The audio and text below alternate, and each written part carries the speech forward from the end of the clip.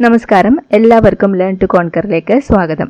2025 10th level എക്സാമുകൾക്ക് ചോദിച്ച ക്വസ്റ്റ്യൻസിലൂടെ കടന്നു പോകുന്ന സീരീസാണ് നമ്മളിപ്പോൾ ചെയ്തുകൊണ്ടിരിക്കുന്നത്.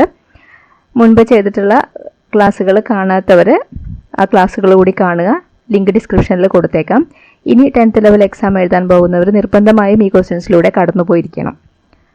അതുകൊണ്ട് നമുക്ക് ഇന്നത്തെ ക്ലാസ്സിലേക്ക് കടക്കാം. ആദ്യമായിട്ട് കാണുന്നവർ ചാനലൊന്ന് സബ്സ്ക്രൈബ് ചെയ്യുക. ഇന്നത്തെ ക്വസ്റ്റ്യൻ: ഇന്ത്യൻ സംസ്കാരത്തിൽ ആകൃഷ്ടയായി 1893 ഇന്ത്യൻ പൗരത്വം സ്വീകരിച്ച ഐറിഷ് വനിത ആര്? Annie Besant. ഇന്ത്യൻ സംസ്കാരത്തിൽ ആകൃഷ്ടയായി 1893 ഇന്ത്യൻ പൗരത്വം സ്വീകരിച്ച ഐറിഷ് വനിതയാണ് ആനി ബസന്റ്. SCRT ഫാക്റ്റാണ്. അടുത്തത്: നിസ്സഹകരണ പ്രസ്ഥാനം നിർത്തിവെക്കാൻ ഗാന്ധിജിയെ പ്രേരിപ്പിച്ച സംഭവം ഏത്? ചൗരി ചൗര സംഭവം. നിസ്സഹകരണ പ്രസ്ഥാനം നിർത്തിവയ്ക്കാൻ ഗാന്ധിജിയെ പ്രേരിപ്പിച്ച സംഭവം ചൗരി ചൗര സംഭവം. ഇതും SCRT ഫാക്റ്റാണ്.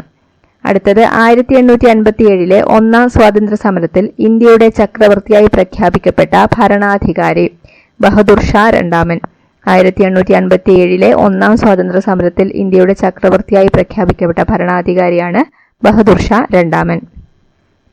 ലോകമാന്യ എന്ന് ജനങ്ങൾ ആദരവോടെ വിളിച്ച സ്വാതന്ത്ര്യ സമര സേനാനി Balagangadhara Tilakan.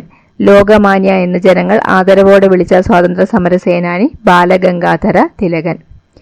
Indian society of oriental ആർട്സിന്റെ സ്ഥാപകൻ Abanindranath Tagore. Indian society of oriental ആർട്സിന്റെ സ്ഥാപകൻ അബനീന്ദ്രനാഥ ടാഗോർ.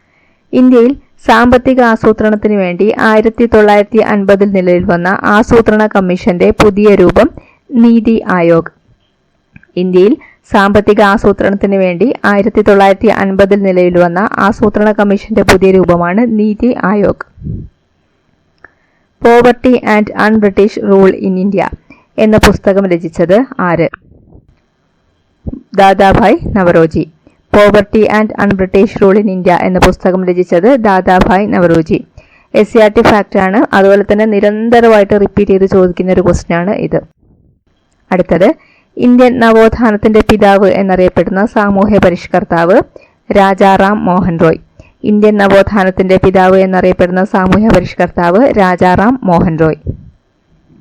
ഭാഷാടിസ്ഥാനത്തിൽ സംസ്ഥാനങ്ങളെ പുനഃസംഘടിപ്പിക്കുന്നതിനായി കേന്ദ്ര സർക്കാർ നിയമിച്ച സംസ്ഥാന പുനഃസംഘടനാ കമ്മീഷന്റെ അധ്യക്ഷൻ ഫസൽ അലി.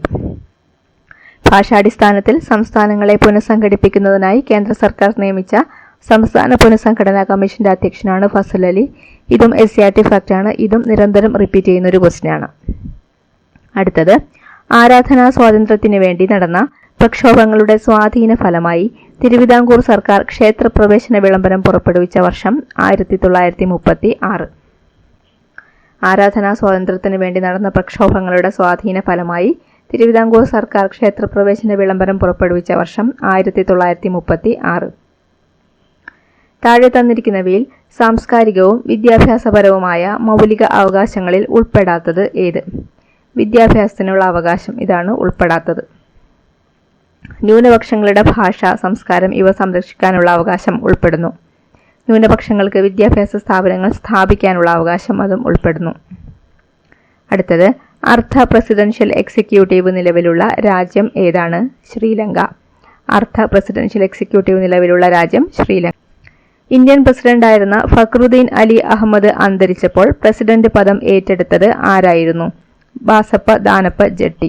ഇന്ത്യൻ പ്രസിഡന്റായിരുന്ന ഫക്രുദ്ദീൻ അലി അഹമ്മദ് അന്തരിച്ചപ്പോൾ പ്രസിഡന്റ് പദം ഏറ്റെടുത്തത് ബാസപ്പ ദാനപ്പ ജട്ടി.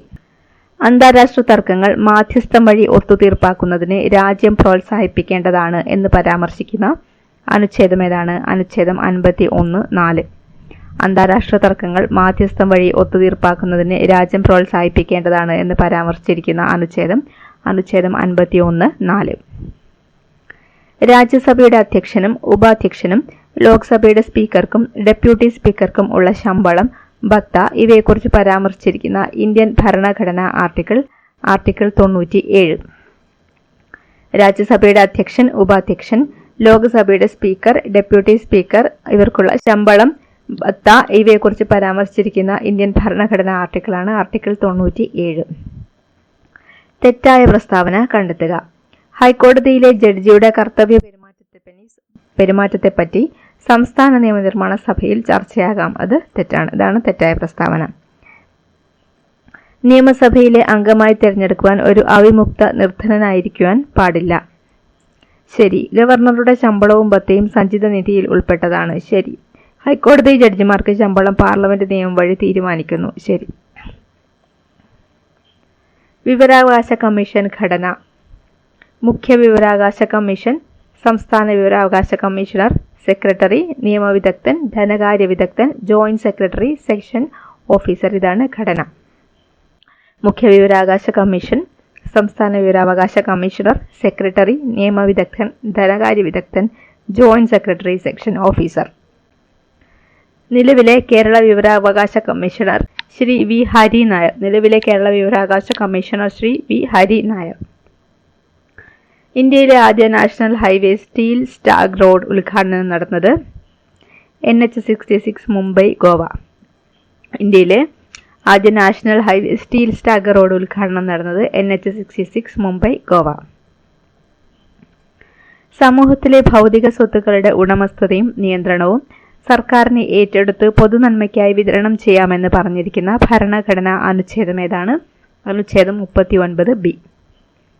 സമൂഹത്തിലെ ഭൗതിക സ്വത്തുക്കളുടെ ഉടമസ്ഥതയും നിയന്ത്രണവും സർക്കാരിന് ഏറ്റെടുത്ത് പൊതുനന്മയ്ക്കായി വിതരണം ചെയ്യാമെന്ന് പറഞ്ഞിരിക്കുന്ന ഭരണഘടനാ അനുച്ഛേദം 39B. ബാക്കി ക്വസ്റ്റ്യൻസ് നമുക്ക് അടുത്ത ക്ലാസ്സിൽ ചെയ്യാം. Thank you.